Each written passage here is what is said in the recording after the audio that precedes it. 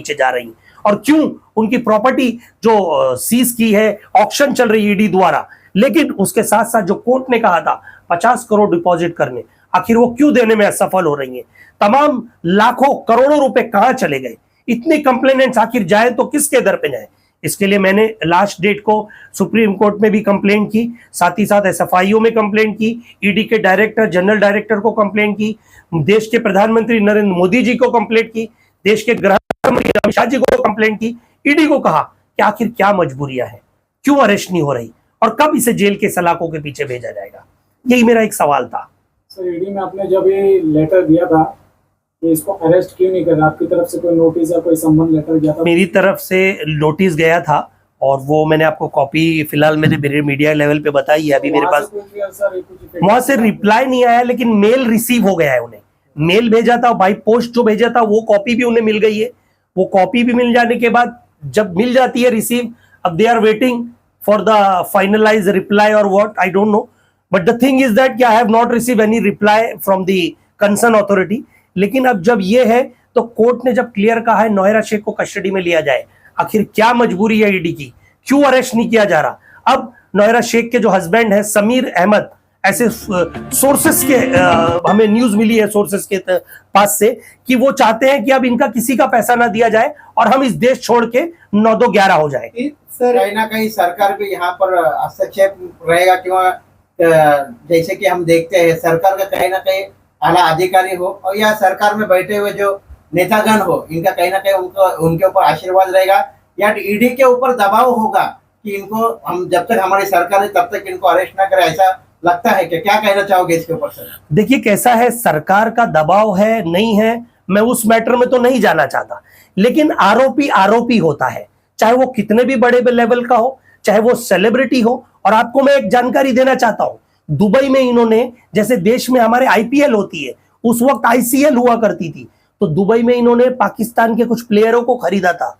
कैसे फंडिंग की इन्होंने पाकिस्तान के प्लेयरों के ऊपर, यहां का पैसा बाहर देशों में कैसे लगाया इन्होंने, 220 सीटों पर कैसे चुनाव लड़ा, कोई जान पहचान नहीं, अपनी पार्टी बनाई महिला एम्पावरमेंट, ये पावरमेंट पार्टी, और उसके बाद महिलाओं की पार्टी बनाकर मोटी गाड़ी रकम जो ये इन्वेस्टर्स की थी, गरीबों मासूम की थी, वो पैसा उड़ाया। कहां गया सर? इसमें कहना है कि सुप्रीम कोर्ट को न्यायाधीश की एक लेडीज अपमान कर रही है, और दूसरा प्रश्न, जो इनके सपोर्टर चाहे कांग्रेस हो, चाहे बीजेपी हो और चाहे ईडी हो, इन लोगों के ऊपर सुप्रीम कोर्ट क्यों नहीं कार्रवाई कर रही है? देखिए सुप्रीम कोर्ट ने आदेश दे चुका है, मैं आपको अर्लियर ऑर्डर बता चुका हूं। जस्टिस पर्डीवाला सर हर एक आर्ग्यूमेंट में, हर एक डेट पे ये कह रहे हैं देयर इज एवरीथिंग। देखो मैं आपको वो लास्ट लाइन भी पढ़ के सुना देता हूं, कब उन्होंने खुद कहा है कि why the ED is not taking any, it shall be open for ED is now required to take an accordance with the law connection with the various offence with law including arrest of the accused.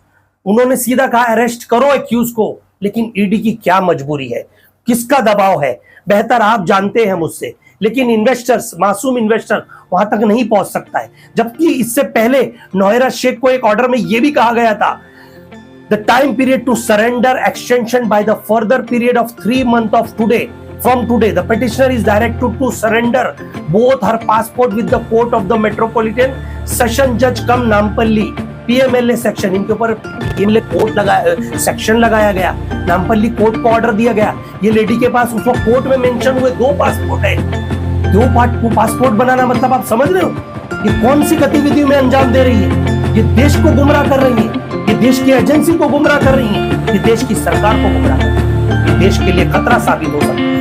इन्हें jail की सलाखों के पीछे भेजना चाहिए, PMLA section के तहत arrest करना चाहिए। जब तक एक एक इन्वेस्टर्स का पैसा नहीं मिलेगा, हम डंके की चोट पर सुप्रीम कोर्ट ऑफ इंडिया हो, सेशन कोर्ट हो, बॉम्बे हाई कोर्ट हो, ताई तमाम एजेंसियां हो, वहां जाकर अपनी बात रखते रहेंगे और इन्वेस्टर्स के लिए हम लड़ाई जारी रखेंगे। सर, जिस तरीके से सुप्रीम कोर्ट ने ऑर्डर देने के बावजूद भी ईडी इस पे कार्रवाई नहीं कर रही है, तो आप ईडी के जो उच्च अधिकारी, आला अधिकारी है, उनसे आप क्या निवेदन करना चाहिए?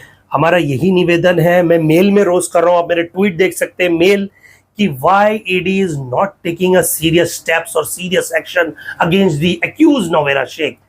क्या मजबूरियां हैं, किसका दबाव है, किसका प्रेशर है? ईडी एक ऐसी एजेंसी मानी जाती है तुरंत नोटिस इशू होता है और आरोपी अरेस्ट होता है। लेकिन इसकी क्या मजबूरियां हैं? 50,000 crore off the record, on the record कम से कम 7 से 8,000 करोड़। कहां गया इतना पैसा? इन्वेस्टर्स का पैसा क्यों नहीं देने चाह रहे? आखिर क्यों मजबूर है हमारी पुलिस? किसके दबाव में आखिर ये अरेस्ट नहीं हो रहा है? इन्हें अरेस्ट किया जाए और जेल की सलाखों के पीछे। देखिए, अरेस्ट मेरा सवाल नहीं है, अरेस्ट मेरा जवाब है, लेकिन मेरा जवाब यह है, इन्वेस्टर्स का पैसा, जब तक पैसा नहीं मिलेगा मेरी आवाज इसी तरह से गूंजती रहेगी, कानूनी तौर पर, लीगली एक्शन के तौर पर। हीरा गोल्ड के अंदर जितने लोगों ने भी फाइनेंशियली वहां पर सपोर्ट किया उन लोगों को, तो आप जितने भी उनके मिलने वाले और जितने भी लोग वहां पर फंसे हैं, उन लोगों को आप हमारे चैनल के माध्यम से क्या संदेशा देना चाहेंगे? मैं सभी को ये मैसेज देना चाहता हूं, आपके पास भी लीगल राइट्स है। जिस तरह से आपने मुझे अधिकार दिया क्लेम फाइल करने का, कंप्लेंट फाइल करने का, एफआईआर रजिस्टर्ड करवाने का, उसी के साथ साथ आपके पास भी अथॉरिटी है। आप ये सोचते हैं वकील की फीस नहीं दे पाएंगे, आप खुद अपने राइट्स इस्तेमाल कर सकते हैं। ईडी को लेटर भेजिए, आप खुद एसएफआई को लेटर भेजिए। मैं आपकी लीगली मदद करने तैयार हूं, शुरुआत से खड़ा हूं। लेकिन लीगल एक्सपेंसेस कुछ आते हैं, उसके मद्देनजर लोग जो है उस चीज को एक छोटी सी चीज की कोशिश करते हैं, लेकिन ऐसा नहीं है। मैं आपके मकसद के लिए, आप लोगों के लिए, हक के लिए लड़ रहा हूं और लड़ता रहूंगा और न्याय दिलाकर ही मैं शांत बैठूंगा।